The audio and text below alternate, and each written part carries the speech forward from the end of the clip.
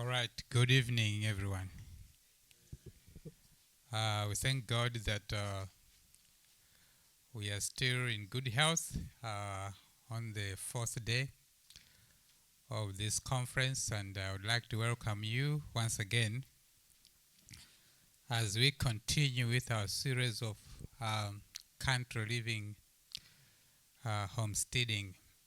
And yesterday,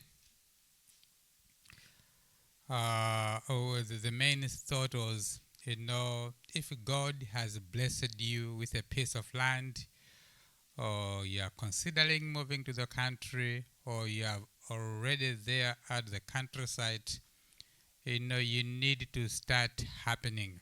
That was the main thought of yesterday.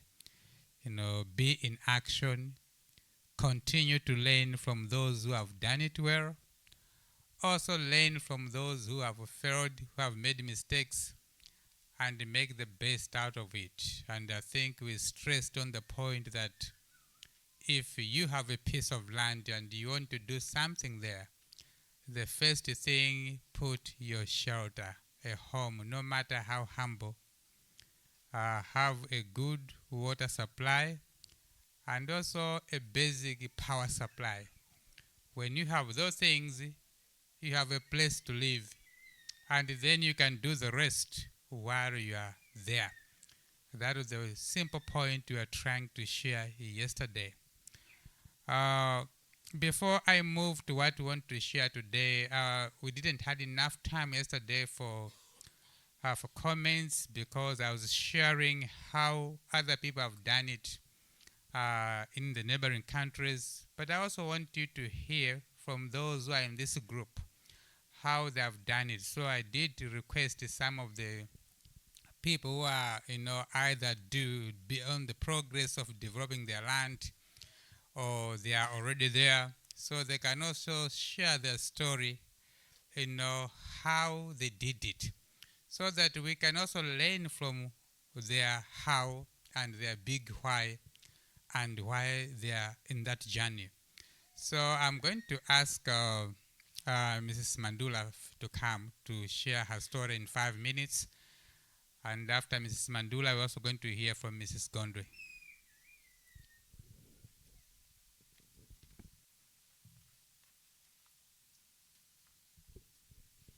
Good afternoon once again. I've been requested to give a journey on our country living, how we got ourselves where we are today. So I met a young man who was already reading SOP while I was not reading SOP. Though I went to an Adventist school education, but there was no such thing as Ellen White. So I was actually equally shocked to say, who is Ellen White? Who is she? So here to teach me and give me a brief history of who she is. So by the time we were getting married, there were certain things that were already put in place. One thing he emphasized was, one, he does not like staying in the city. So whatever happens, he will never buy land in the city. For me, it wasn't a big issue as long as there's a house wherever we are going. And then the other thing he wanted was children who are raised by their mother being at home, which was not an issue for me because I already wanted to live that kind of lifestyle based on how I also grew up. So when we got married a few months or to a year later, there was a group of friends that he had. Mind you, I was getting acclimatized to the lifestyle. So not so much to the lifestyle, but to me reading and understanding what we are doing.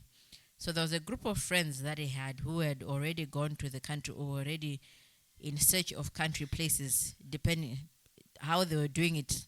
That is a story for another day. But it was more of an interest to say we need to find our own land. Also, listening to sermons and hearing of the things that were happening in the world, the changing of systems. If one person for the first time you hear a sermon done by Moses Mason or Jeremiah Davis or Walter Faith, you'd really jump and want to move and do things because of what they've presented as being present truth and based on what is happening. So I got to listen to those sermons. And in the year 2014, We were renting at a nice house, very comfortable, big yard. And then all of a sudden, the landlord said they needed us to move because the child was coming back from UK or something. So that forced us to look for land. And within a month, we found land outside Lilongwe, Batalika area. And that's the land that we're farming and growing our food, maize, sweet potatoes, bananas, and all that.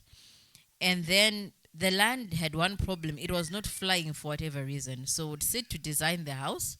I had things that I liked. He had things that he liked. But somehow the designs were not merging properly.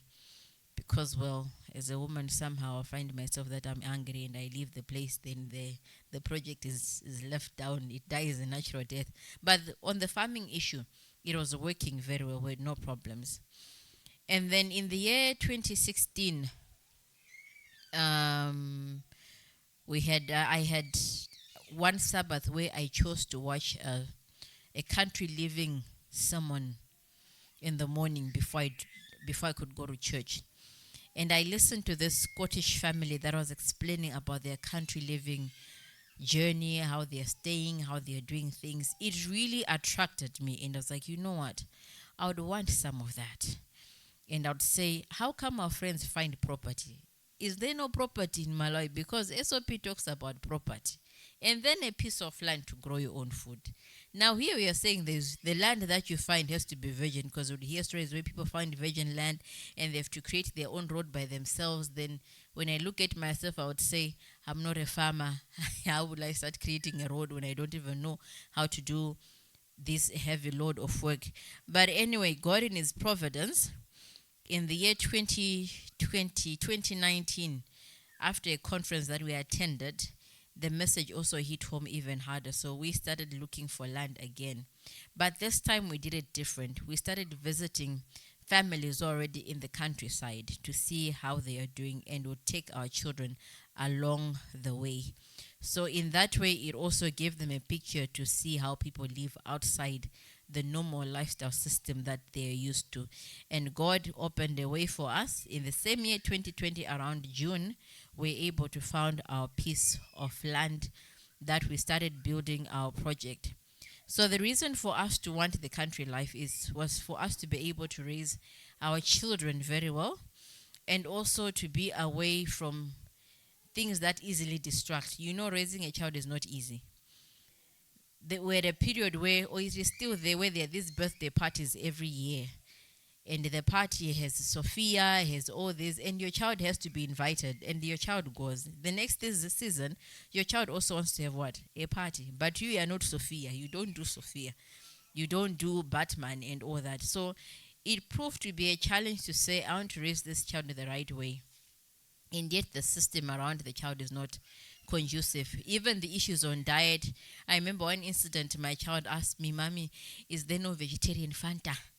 Because people are having Fanta, and the child also wants Fanta. So she was very, really nice and say, Mommy, can I ask, there's no vegetarian Fanta? And you're like, no, okay, I'll give you water. Says, no, I don't want water. I also want Fanta.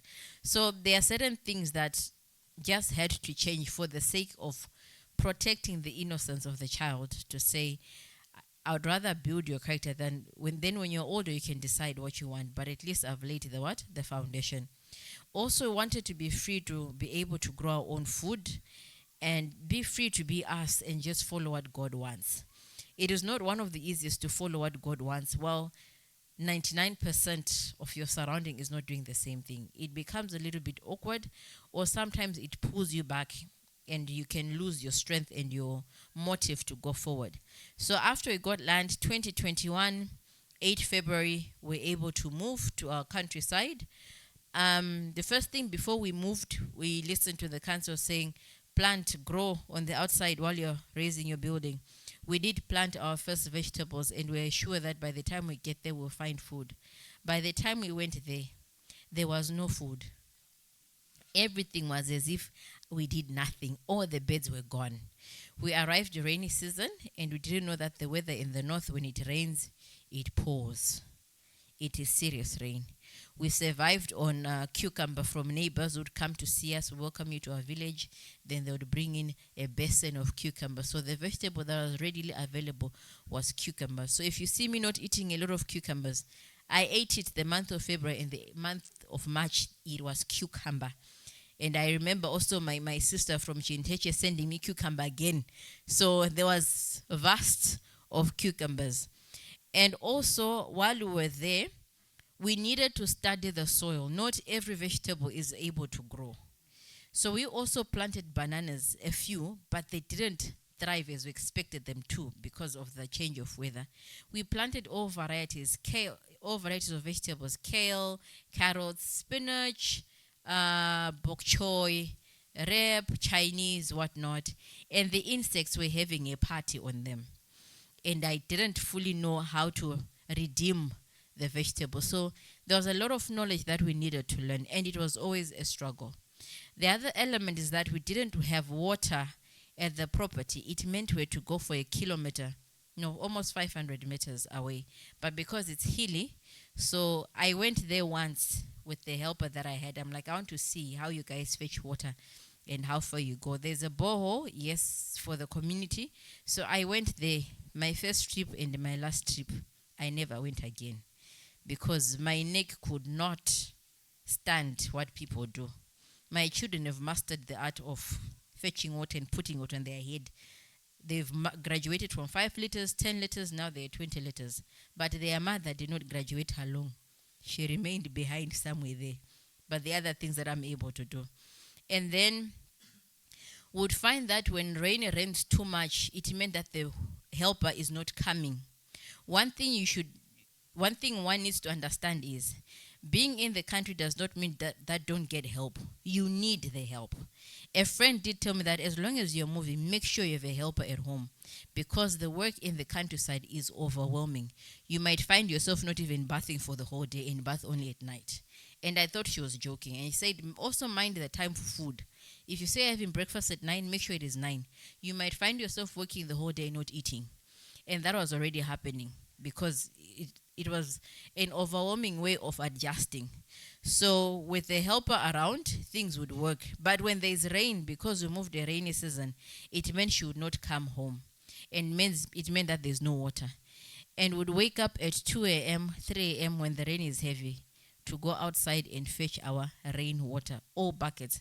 And I remember one night crying, I'm like, God, I am tired, but we don't have water. I'm not sure if the maid is coming tomorrow. Then as the rain was pouring, we jumped out of bed, even the kids. Mommy, there's water outside. The rain is pouring. So I went to fetch water. And I felt that story of the widow who had to fill jars with oil. So while I was outside, I would tell them, bring in more basins. Send them to me. And they said, Mommy, the basins are all full. And I was like, remember the story of the widow in the Bible whom Elisha helped to have enough oil for her things. So that was how things were going until God also provided for us a borehole at our home, and we're able to start having water within the home system. So along the way, we started also learning how to plant our vegetables, when to plant and how to plant them. It is not always easy. The first time also planted maize for the maize season, we only got half a bag, the whole almost an acre plus. It was only half a bag. And that half a bag, it is little to nothing compared to what we'd put in or invested in it to have food. And then also the part of settling, it is not one of the easiest thing because you're changing from city mouse to country mouse. These are two different lifestyles. You are far away from family, far away from friends, and you have to rechange the whole lifestyle altogether. And in that way, it becomes hard. You have to literally become brave. I always tell people that going to the country is not for the faint-hearted. You really have to stand your ground and become brave. And on the part of the education for our children, it did not really give us a lot of problems. We're able to transition well because in the city, because of the lessons that we're teaching on nature, would struggle. The lesson says go to the park. And there's no park. We only have botanical gardens in Lilongwe. And it's a church for our fellow friends who talk to God the way they talk. So it made no sense. And it was always painful to say, how do I apply this nature lesson when I don't have the right environment to apply it? So while also there, where we are now, we're able to apply industries that can help us to generate income. My husband is working. He goes to work to Muzuzu Mondays, Wednesdays, and Fridays, 3 times a week. And then the rest of the other days he's home because he also needs to manage the farms to see how the works are being done.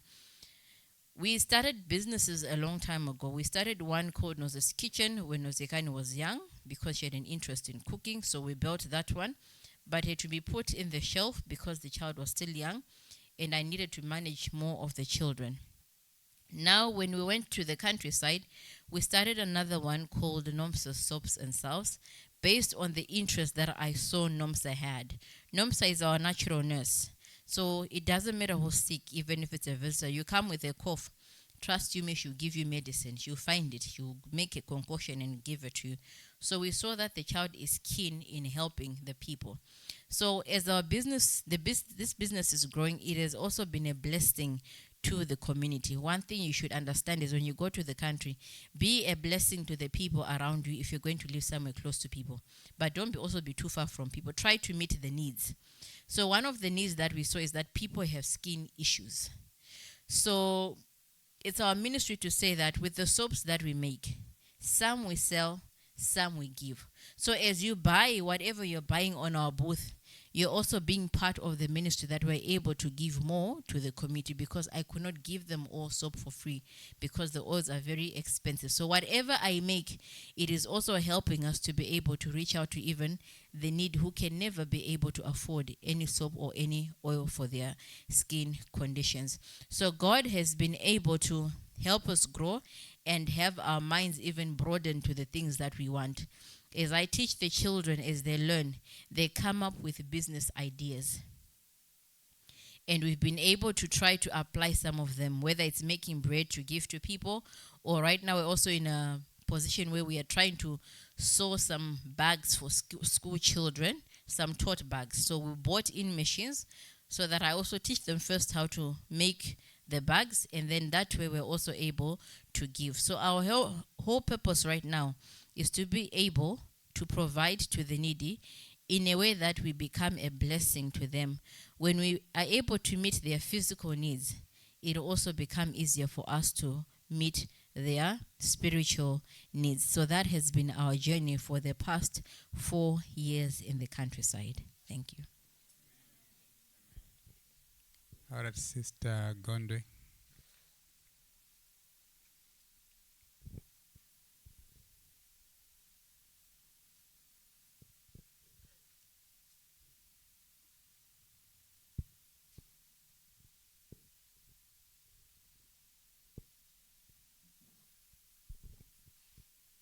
Good evening. Mine is slightly different because we are not yet in the country. But there are certain things that I would like to share in our story. Firstly, I'm going to read with you a quotation from Country Living, which was extracted from Medical Missionary 310, 1902. It says, parents can secure small homes in the country with land for cultivation where they can have orchards and where they can raise vegetables and small fruits to take the place of flesh meat, which is so corrupting to the life blood coursing through the veins. On such places, the children will not be surrounded with the corrupting influences of the city. God will help his people to find such homes outside the cities. Our journey begins during courtship. So while we're still at school, I think Polytechnic is one of the places that has exposed us to present truth. So while we're at school, we had a lot of presentations, present truth presentations.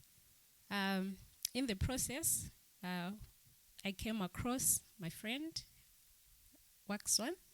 So one of the things that we did in our courtship journey, we were studying SOP books. And one of the books that we were studying was Adventist Home. So as we were reading this book, we realized that building a home, because our target was marriage, God was guiding us to build a home outside the cities. So we made it a point to say, if at all we are to build a home, our first home would be outside the cities. So in 2019, it's when we got married. So before getting married, we had that plan to say we'll build our home outside the cities. By 2019, we were busy with the wedding plans, so we did all that we could do. After our wedding plans, we got married in October 2019. In 2020, we started searching for a place where we can build our home. And what we really wanted was a place where there is good water, a place where we can raise, we can have a lot of fruits, a lot of vegetables, where, in short, agricultural activities would be easier to do. So in 2020, we started searching for places on where maybe we could settle. So my husband and some friends, O'Brien, Michael, Kaunda, they started visiting a number of places on maybe where we could find a place that is more suitable. But in the process, while we worked with some of the friends that were already in the countryside helping us identifying these places, it proved to us to say buying land is expensive. Because the cheapest land that we found then was 1.8 million. And then looking at us ourselves to raise 1.8 million, it was a little bit difficult. And this other time, when my husband and O'Brien visited a certain place in Kada Bay, we decided to say, okay, let's have this land. It was costing 5 million then. Let's have this land. Let's share the cost. So we decided to say, okay, we'll share half. But then still more, the 2.5 million was too much for us. So it became a little bit hard to go ahead with the decision. And then we had to choose a different way to say, I think finding land it's also costly, because we had to travel from Lilongwe going to the north, and wherever we heard that there was land.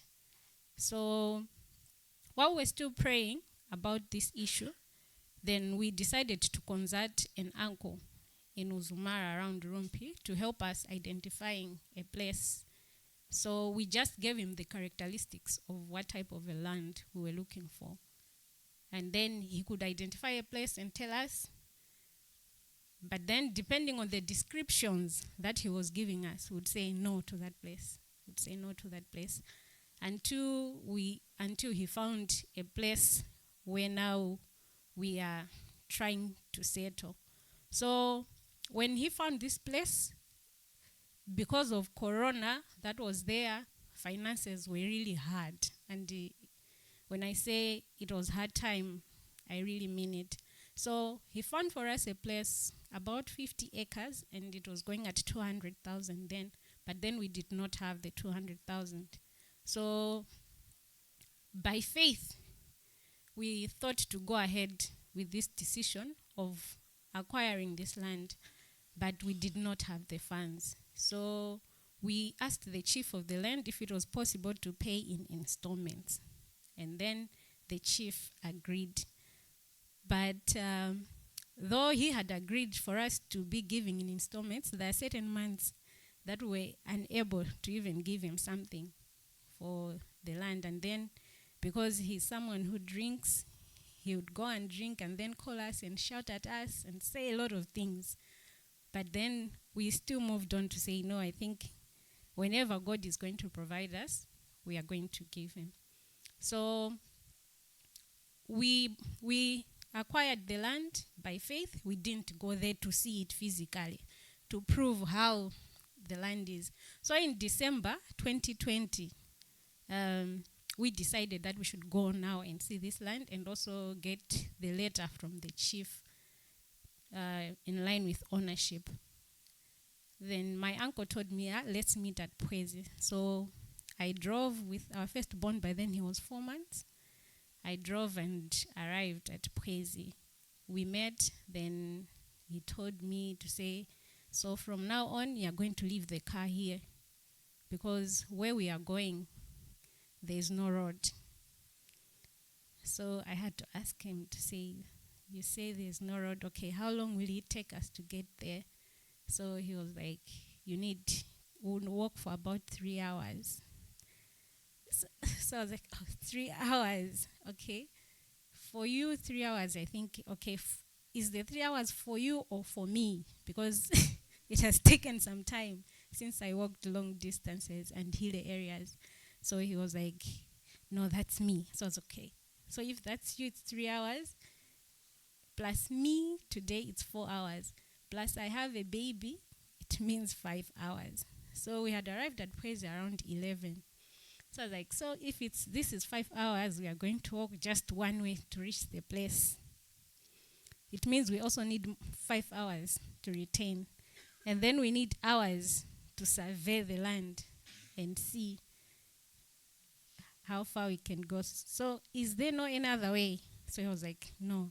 Okay, what about motorcycle? He says, no motorcycle go to this place. So now I was in a valley of decision. What do we do?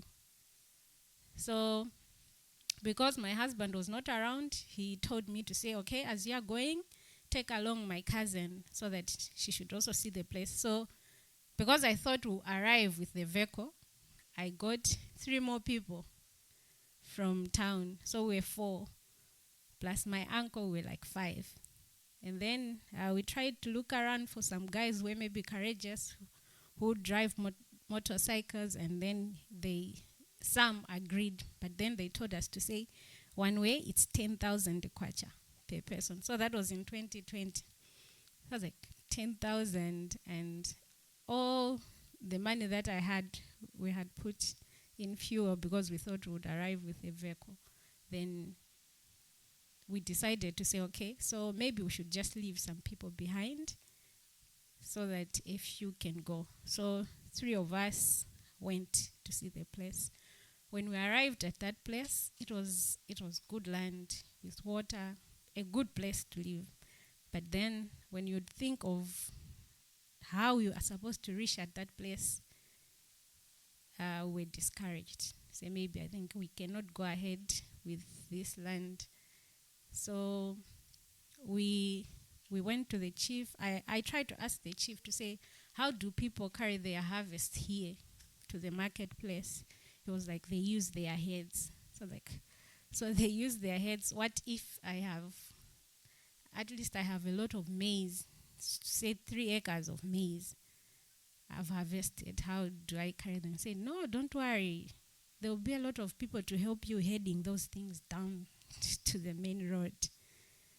So when I told my husband about all that we went through, even looking at the road itself, the one that we had to use with the motorcycle, you'd fear for your life to say, if this bike is just going to lose a brake, my life ends here.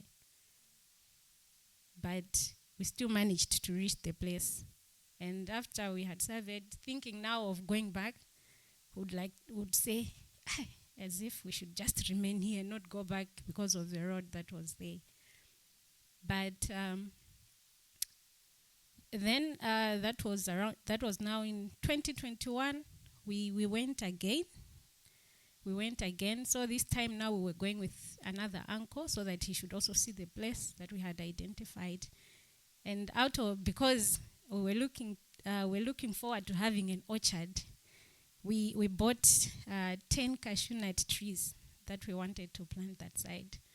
So when we reached at Pwezi, we parked the trees just behind the bike. And then the time that we were arriving at our place, we were only remaining with 6 trees. All the others had been lost, and the 6 trees that I'm talking about, all the soil that they had, all the tubes were gone.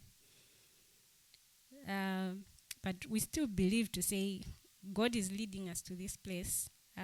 One day things are going to work. But after we retained, because of the challenge of accessibility, we started searching for another place.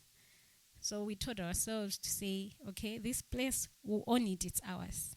But then let's look for another place in case in future God will open a way through, and then would have already acquired the land. So we started searching for other places, but then we could not manage because of financial challenges, because all the prices that maybe we're finding in different places were not, we couldn't see where the money could come from.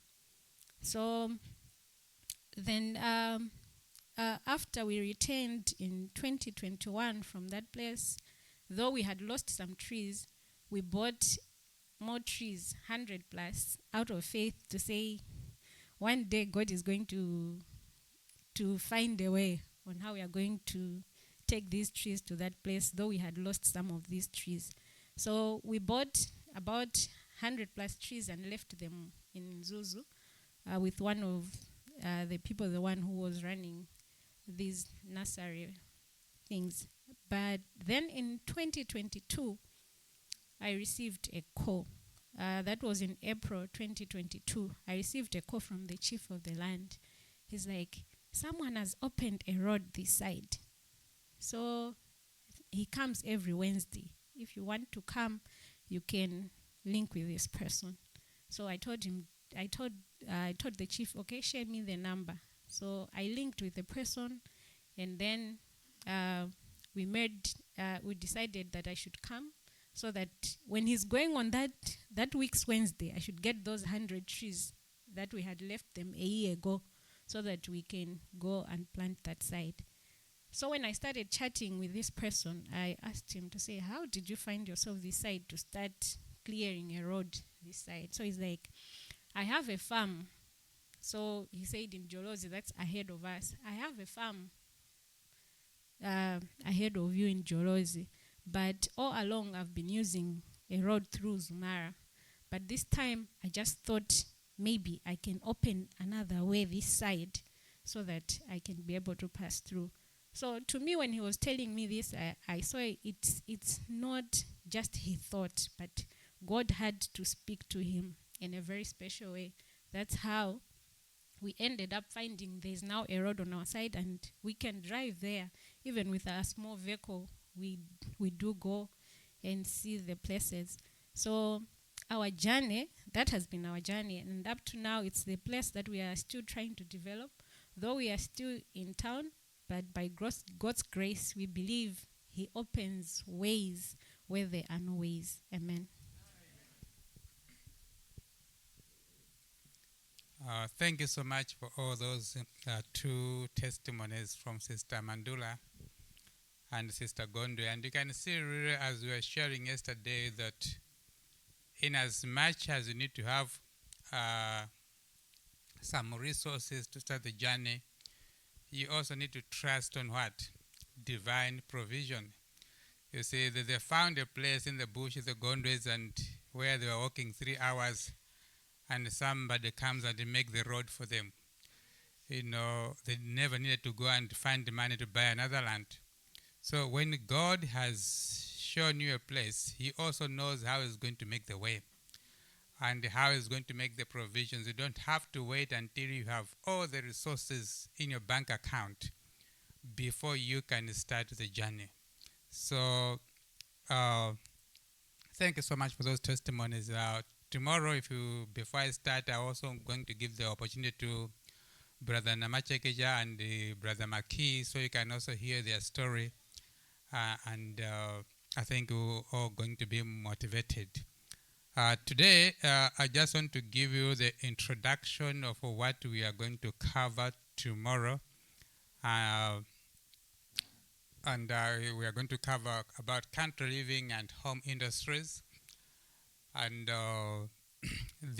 today I'm going to focus more on the mindset. So this is what I will even ask you to share or to comment or to share your thoughts at the end of my sharing. It's not going to be the long one. It will still give us time for you to give your feedback. As you can see, those are the ingredients that are being shared in most of the presentation. whether it's a homeschooling presentation or the presentation that we are hearing, we are understanding that the country living is actually a package. It's not just one thing. True education is there, home interests are there, and so many things are there. You get the whole package all together. And I think as time go by, especially now when people are connecting country living with end times, there are people who also think that now that we are living at the time of the end, homeschooling is no longer important, isn't it? Why should we educate the children when Christ is coming? Or there are also people who also think that since we are going towards the end of time, industries are no longer necessary. Why having a home industry if the world is coming to an end? Now, I just want to ask a question. Do you know any inspiration, whether in the Bible or SOP, which says that as we are going toward the end of the time, the writings of Sister White about true education and homeschooling will be outdated, will no longer be necessary? We'll have to shut down the homeschool and just pray and wait. Anyone who knows those writings somewhere? A quotation that you can share? But you see, these are some of the things that people share or preach directly or indirectly, or creating that impression that training your child in the homeschool is no longer necessary because we are going toward the end of what? The end of time. But we know that since 1844 we've been living at the time of the end, isn't it? Yeah, that's true. And then also people think the same thing, that industries are no longer necessary because the world is now coming to an end. But I don't know if you know any writing or inspiration which say that. I've never come across one yet. Some not long time back, I met a good friend of mine in Lilongwe. We knew each other more than 24 years now. He's older than me. The time I knew him, he was already a parent. I was a little boy, but we were sharing common interest in evangelism and Bible studies. When I met him, he is a businessman, and he had a small business 24 years ago. Now it has grown. It's a big business. And as we were chatting about his family, this and that, and he told me about his firstborn, who is 30 years old. He's now a graduate. He doesn't have a job. He's just staying at home watching soccer. But his father has got a business, and the son doesn't even know what the father is doing. The father has been doing this business for so many years and is still doing it at his old age. He's now in his 60s. Then in Lilongwe again, I also have an Indian friend. In 2009, when I was running a clinic in Lilongwe, he was my client, but he's an Indian. So he was coming to my clinic with his entire family, to the point that they became more like my friends. Now, when I disappeared, when I was out of the country, we lost contact. And one day when I was in Lilongwe, it just came into my mind, let me go and visit that old friend of mine in Area 2. He had a shop in town, a big shop in Area 2, Lilongwe. But when I went there, I found his son. And his son was a child in 2009. He was a young boy, a young teenager. I used to see him there in the shop with his mother. And I discovered that the son is now the one running the shop. And I asked him, where is your dad? And he said, oh, he retired. I'm now the one who is managing the shops. Now, this Indian child is the same age as the son of my friend who is watching TV at home, a graduate, because he can't find a job, and his father has also a business, and the father is working day and night, but the Indian father has retired. His son is now running the business. When I was studying nutrition medicine in Johannesburg, uh, I had a friend, he was my classmate, he was a Jew. And one day, as we were chatting during tea time, we were sharing dreams and ideas. We were studying to get employed, but when I asked him, he said, "Oh, what are you going to do when you finish this training?" He said, "Oh, we have a family business. My dad is running a nutraceutical company, so when I graduate here, I'll be working with my dad. We'll be working in the family business." Now, he was not studying to get a job. He already had what? A job. His father was already doing what he was studying. And he was just acquiring some knowledge to join and boost and sustain the family business. Now, this text from the Bible, uh, I'm sure most of you are familiar with this verse, 1 Thessalonians 4, verse 11. And that you started to be quiet and to do your own what? Business. And to work with your own hands as we recommended you. Now, this is a very important verse, as I shared, I think, in one of the presentations, that, even when you are living in the city, owning your own business is very important. It gives you the freedom that being employed cannot give you. And that freedom prepares you to any other calling that God may put along your way, whether it's to go and work as a missionary in a foreign country, whether it means you have to move to the country. There's nothing to bind you. There's nothing to hold you back. Owning your own business, it gives you that freedom, even if it means using the same skill that you have learned in the secular universities. But that is actually one of the beautiful things one can always do. But here's the purpose. Why should you do that? And Paul is continuing, and he said that you may walk honestly toward them that are what? Without. And you may have lack of nothing.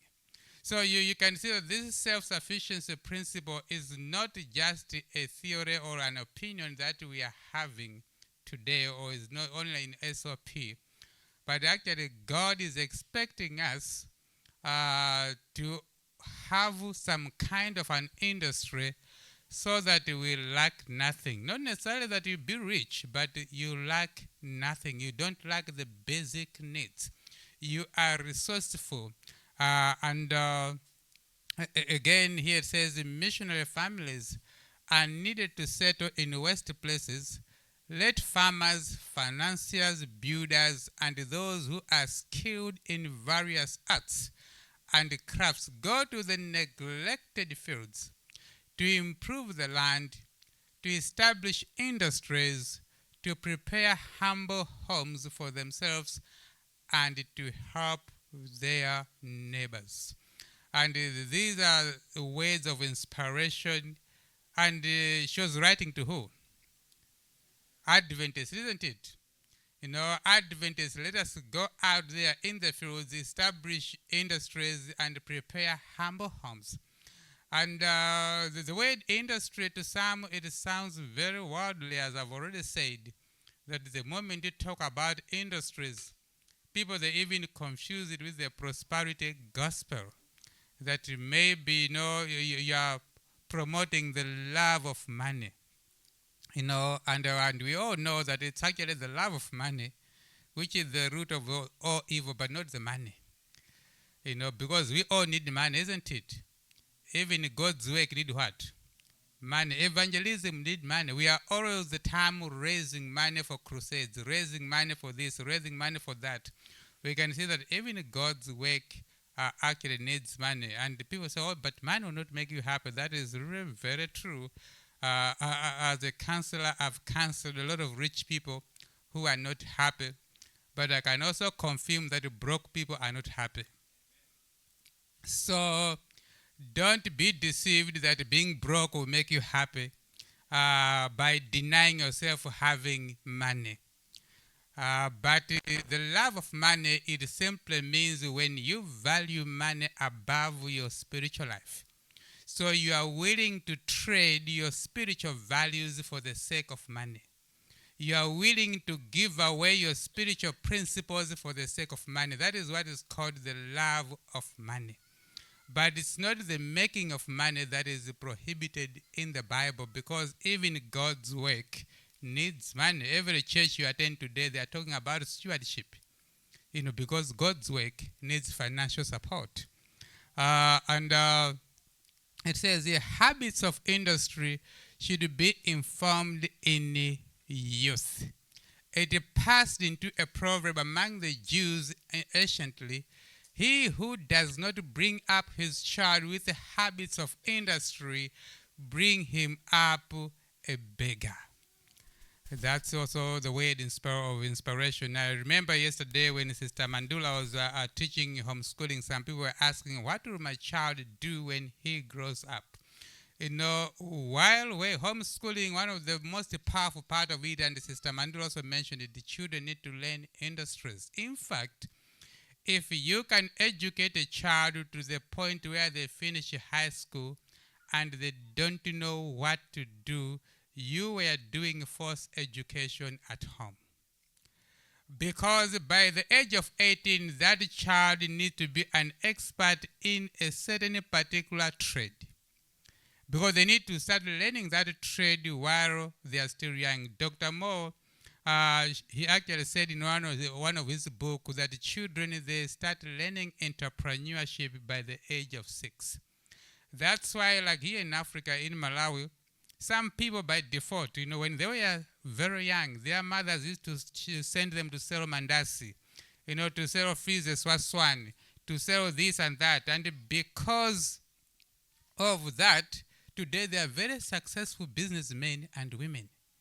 They were learning principles of entrepreneurship at that young age when they were selling sugarcane without knowing that they were actually learning. So entrepreneurship is something that a child begins to learn at home, and that's why maybe our Indian friends, when the children come from school, they come straight to the shop. We'll be sitting next to mom and daddy, and they learn how the transactions are done in the shop. And that's why their fathers are able to retire as soon as that child graduates. And again, he says, I saw that it was the duty of Brother Russ to rise, manifest more industry and ambition in temporal matters and spiritual matters. You can see that Sister White, she's actually showing the importance of both.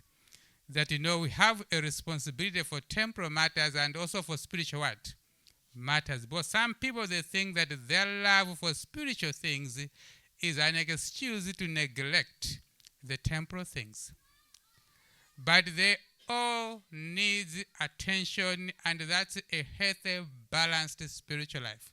It is his duty to manifest more industry, more zeal in his business and in the cause of God, and not only to sustain his family, but have the privilege of giving more freely to the cause of truth, that the great master may at last say, well done, good and faithful servant. So, we are called to have industries, not just to feed our family, but also that we can give what?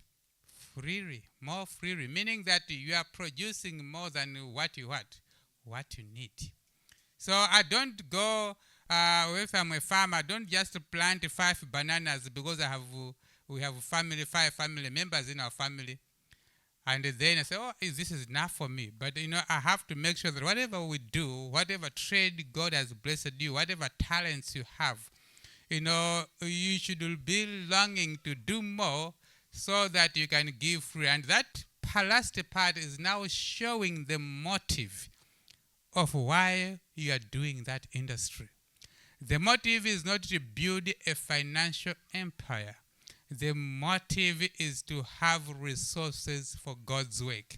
In other words, we are called to be mission entrepreneurs. We are called to run industries to advance God's work. And yet it also says, "A Lord has shown me that the poverty which existed about Korabong need not be. For with this industry, the soil could be cultivated and made to yield its treasure for the service of man." So she was addressing a certain area where people were actually living in what? In poverty. And she's saying that poverty is not supposed to be there. And I'm sure there are similar situations today where people, they live in poverty when they have got a huge piece of what? Of land. But that poverty was not supposed to be there. You know, Yoweri Museveni, the president of Uganda, he started what he calls Yoweri Museveni Initiative. He discovered that many graduates in Uganda, they have so many universities there. A degree now is like an MSce certificate. Many graduates, they don't have jobs. So what it does, whether you have done engineering, accounting, whatever, they take you somewhere. They train you for 1 year how to grow only one crop. So you choose one, whether it's passion fruit, dragon fruit, whatever it is. They will teach you how to grow one fruit from nursery to harvest to adding value. And I attended a trade fair where these graduates were showing what they are doing after their study. They give them a piece of land in the bush, and they implement what they have learned, and within 1 year, they make more money, more than their friends who are working in the offices. They actually become rich, much richer than their friends who got employed, just by learning what to do with the piece of land.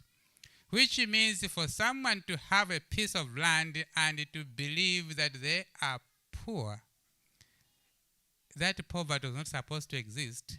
What they needed to learn was what to do with that piece of land in a way that can actually generate income. It was his purpose that those who had large talents of means should trade upon their entrusted capital to increase the talents lent to them and invest them in turning men from sin to what? To righteousness. There's one important point I want you to pick there. She's talking about those with large talents. What does that mean? It means God has given us different potentials.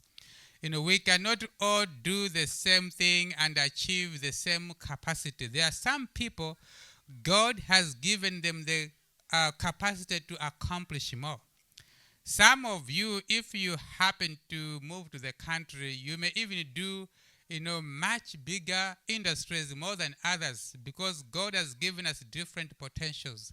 Now, if you have the talent to do more, you should not hide your talent because as you can read there, it says, those who have large talents and means should trade upon their entrusted capital to decrease. Is it saying that? But we should what? We should actually increase. So some people may be scared, but I need to be humble. I need to be humble. Why should I use all my talents and my skills? If God has given you capacity to do more, you also have the capacity to accomplish more for God. And that's why you need to use that capacity to the maximum. So you don't have to throw away your skills that God has given you, but rather look on how those skills can be increased. What kind of sanitarium can you do? Whether it's engineering, what can you do? It's carpentry, what can you do? It's building, what can you do? It's farming, what can you do? How can you increase that capacity? Then back to the Bible, and the men are shepherds, for their trade has been to feed cattle. This was Jacob. He was sending a message to Joseph what to tell Pharaoh. And they have brought their flocks and their herds and all that they have. Now you can see that even during the time of the patriarchs, each family was known by what? A trade. They were known by a trade, and Jacob is also even introducing to Pharaoh the trade of his family, what they do. And again in Ezekiel 27:13, they say, they of the family of Togama traded in thy fairs with horses and horsemen and mules. So you can see that the Jewish family, each family was actually known by what? A trade. Even Joseph was a carpenter. And each family was known by the trade that they were doing, not by their careers, but by their trade. And again, it says, and found a certain Jew named Aquila, born in Pontus, lately come from Italy with his wife Priscilla, because that Claudius had commanded all the Jews depart from Rome. Then the next part of the same verse it says, and because he was of the same craft, he bode with them and wrote, for by occupation they were tent makers. So this is Apostle Paul. He visited that place where he met people who were sharing the same trade that he had. He was a tent maker, and he also met fellow tent maker Aquila and Priscilla. And he said he was staying with them because they were all doing the same what? The same trade. But the point I'm trying to share here is that even Paul was an evangelist, he was an apostle, but he also had a what? A trade. You know, and I'm sure all of us who have studied the book of Acts and all the books that Apostle Paul, was used by the Holy Spirit to write in the Bible, we can know, was he a lazy evangelist? Can you think, do you think so? No, I think he did more God's work than many of us have actually contributed. But you can see that he was still known by his what? His trade, that he was a tent maker. So he was making the tents even to raise funds for his evangelism activities, and you know the story. So the main thing that we would like to talk about today is actually the mindset, because one of the reasons why people may move to the countryside and then they are known by their suffering and poverty, it's not because it is supposed to be like that. It's mainly because of the mindset. Because once you have a piece of land, you are no longer a poor man. Once you have land, you may have nothing, but by God's grace, that land can become something. On the part 2 tomorrow, when I'll be sharing you the real life stories of people who have moved to the country and they have followed the counsel the right way.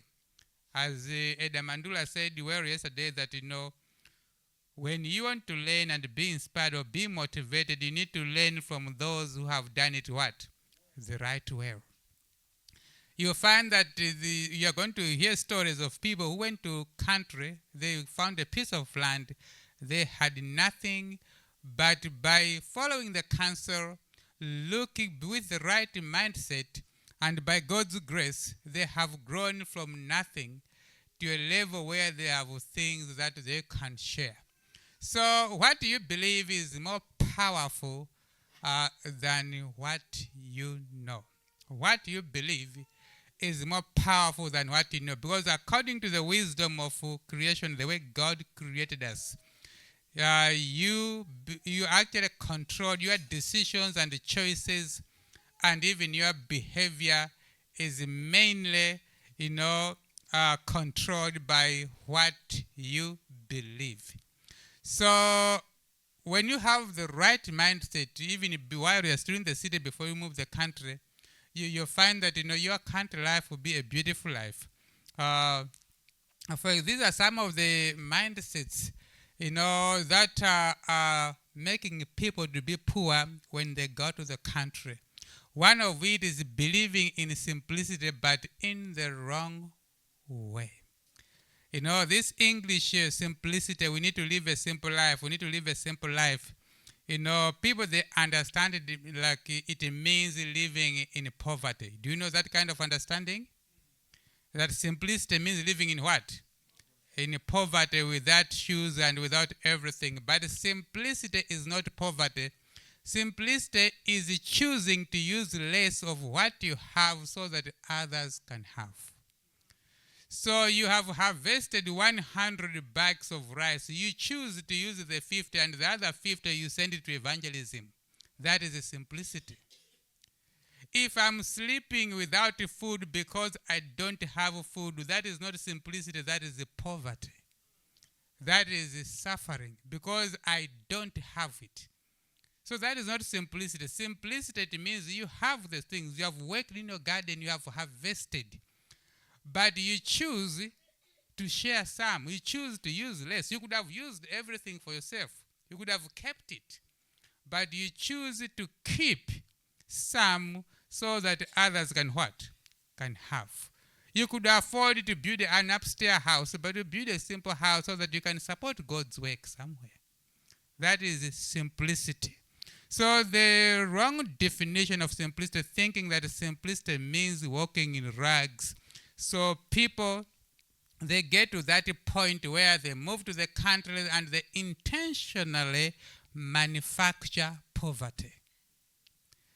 Not that poverty has come to them or they never had resources to caution that or to do things properly, but they intentionally manufacture it because they think that's what is called simplicity.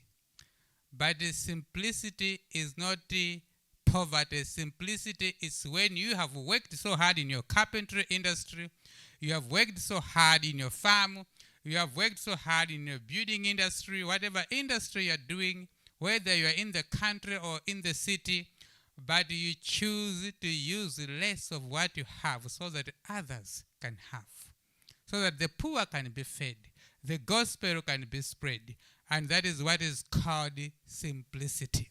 So when you have the right mind or the right definition of simplicity, you are not going to confuse yourself failing to use the resources that God has given you and the talents that God has given you, and you end up calling it simplicity.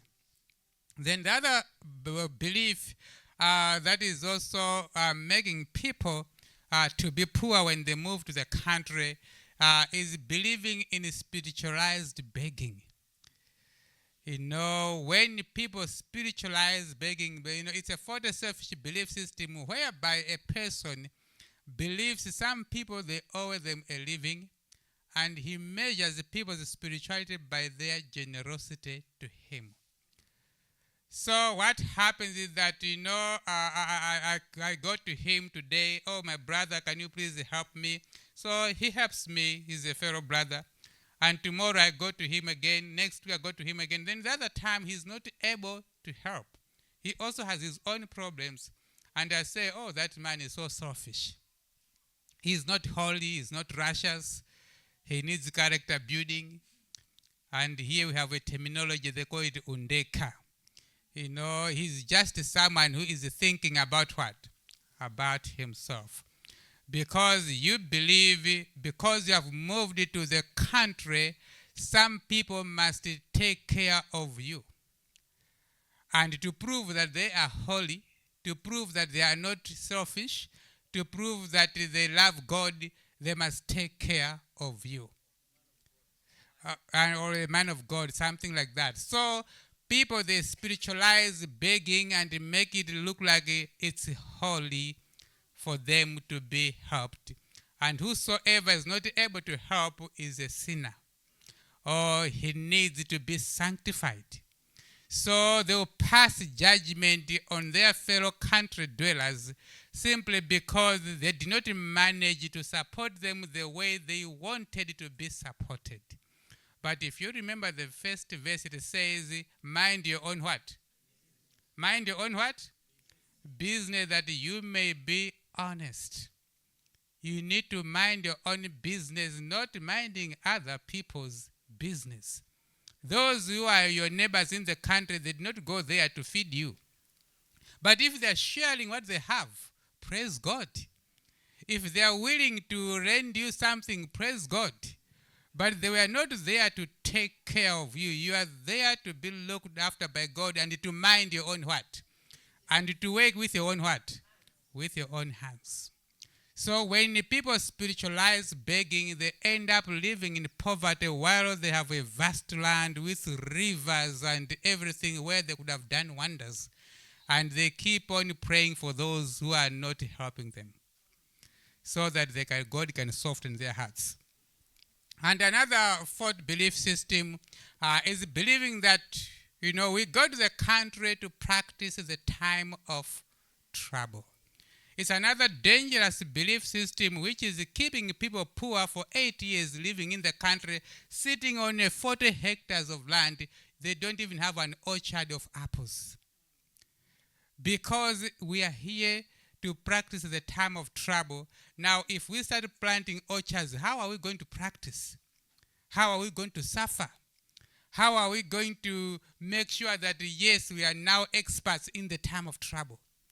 So they will avoid to do anything that will make their life comfortable in the coming year or two, because they are afraid if they do that, they are not going to master their training of practicing the time of trouble. So you find someone has been in the country for 8 years, still they have nothing to sell from their farm. All they have is good snakes, beautiful chameleons and scorpions and some other natural trees, which they cannot eat anything from them.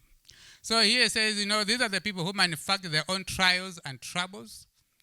They dispose everything that will make their life comfortable, and they are scared to do any business in the country that will make their life comfortable. They look at suffering as righteousness.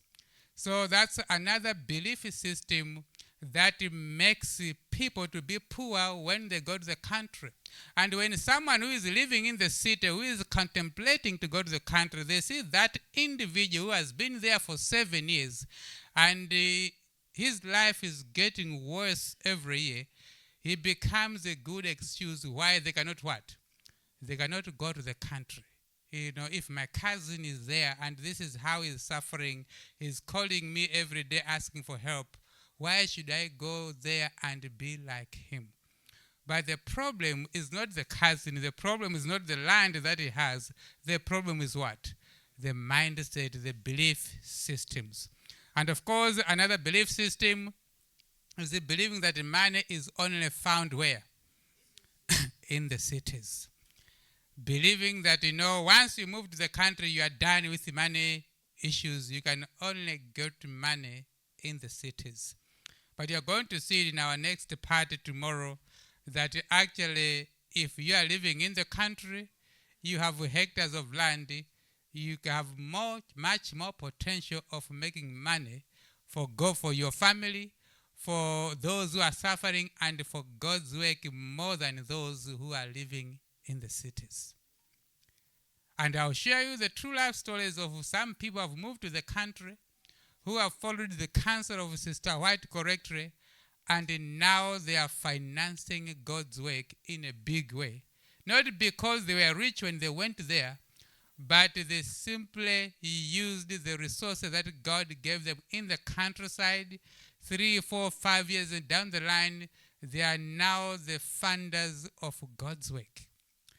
So that belief is promoted by the forced education system, which promotes white-collar jobs over hands-on trend. When people think that, if you're wearing a tie, you're going to the office, you're wearing high heels, those are the places where you make money. And anything outside that, it's poverty. So, but in today's world, I think white-collar jobs are fast disappearing. As I've already mentioned, some of you are older, you may remember back, like here in Malawi, back in the 1980s, 1990s, if you finish school at a Polytechnic Chancellor College, the job was waiting for you, isn't it? You never needed to apply for a job. Companies were begging for you. And there was even a time 24 years ago, you finish at the College of Medicine, they give you a house in Area 11, or you choose a hospital where you want to be a DHO. It doesn't happen anymore. Today we have, when you are a nurse, if you graduate as a nurse in Malawi some years back, there was a multiple choice of hospitals where you want to go, isn't it? They'll give you 3 hospitals. Where do you want to go? Today we have over 4,000 nurses in Malawi who are not employed, showing you that luxury is gone anymore. We have, I don't know how many doctors now who are not employed. That thing that used to happen many years back, that once you go through this system, you have a bright future. Today it's a nightmare.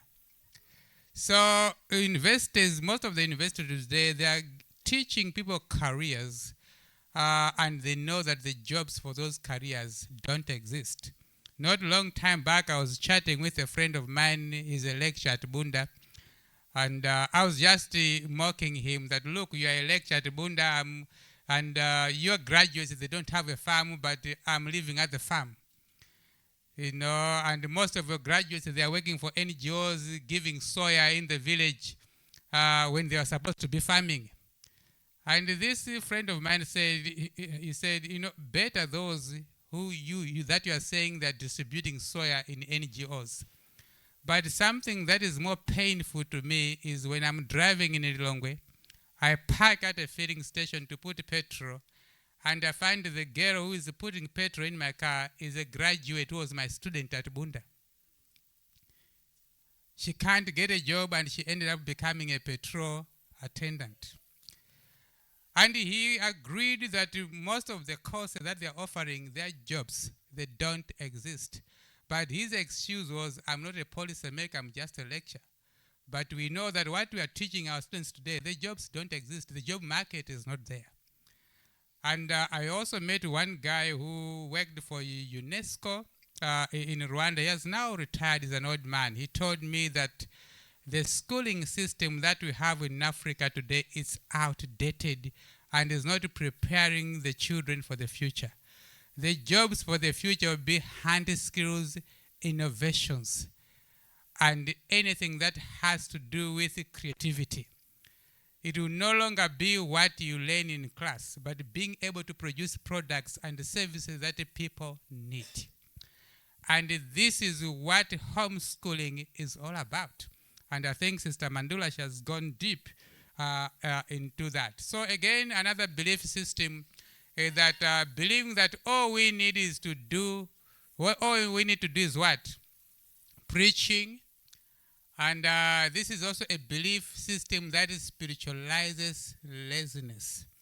I have seen some of the boys who go to the countryside, and from January to December, they're just moving from one crusade to another so that they can eat free meals that are offered by the crusade organizers. So at their country garden, there's literally nothing. There's nothing that they're planting. There's nothing that they're developing. They're just moving from one crusade to another, spiritualizing laziness. Meaning that, now this is we are living at the end of time. All we need to do is what? Preaching. Was Paul the tent maker a preacher? Was he a preacher? But he had time to make what? Tents. So we need to do both. In as much as we are preaching, plant your papayas, plant your apples. In as much as you're planting, plant your rice, plant your pineapples. In as much as you are preaching, make your what? Make your tents. Be a tent maker. So all these kind of things, there are some of the belief systems that are making people to be poor while living on 20 hectares of land in the countryside. And then they may create an impression that living means sacrifice. So it begins with the right mindset to have a successful country home while you are still in the city contemplating to move to the country. You need to start with the right mindset. Because if you go there with a 40 wrong mindset, you go there and these are the people that go to the country and they end up what? coming back. They become frustrated. They get tired of whatever they are doing, and they want to go back to the city. So you need to begin with the right mindset while you are still living in the city, praying for God to open the door for you to move to the countryside. And of course, this is a big question that you should ask yourself. Do you have the right mindset? And of course, it is not what you are looking at, it is what you see. You know, when you get a piece of land, someone who actually going to see what that land can do, what that land can produce, what they can develop on that land. Someone can see a sanitarium on that land. You know, someone will see a food factory on that land. Someone will see some workshop happening on that land. While another person, you show them the same piece of land, or they can see black mambas and green mambas. They don't see any blessing at all. And they'll be asking you, why are you living here in the bush? You know, I had one of my relatives who came to visit us. I can't believe they are living in the bush. Because what he saw, it's what? The bush. He cannot see what we see. So it's not what you are looking at the end of the day, it's what you see. And what you see is interpreted by your mindset. Your mindset will determine what you see when you move to the country. So at the end of the day, you become what you believe. So whether you are going to be a successful country dweller with a successful home industry, it will be influenced by your belief systems. And tomorrow I'll be sharing a business model that secures family unity, acquires good life, and business skills. It's also something that I have learned recently from other country dwellers, and we are busy implementing at our home, but we also want to share it with you. We are not jealous if you are going to be more successful than us. We want you to be successful at your country home. So we cannot hide this that we have learned because we want to be number one. You can be number one, you can be number 100. But all of us, we are going to be a blessing. So remember, it's a country living, it's not a country dying. May the Lord bless you. Amen.